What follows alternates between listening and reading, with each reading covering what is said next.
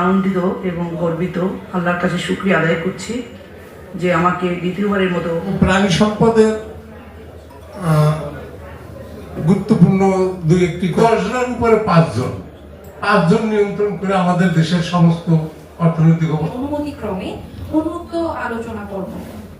আমরা জানি বাংলাদেশ জাতীয়তাবাদী জলযোগিতা মাদক চাঁদাবাজি এটা আমি কোনোদিন করিনি, কোনোদিন করবো না।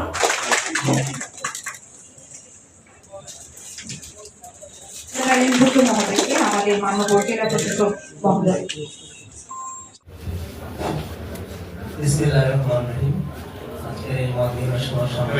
গর্বিত এবং জনগণের একজন প্রতিনিধি হিসাবে, নির্বাচিত প্রতিনিধি।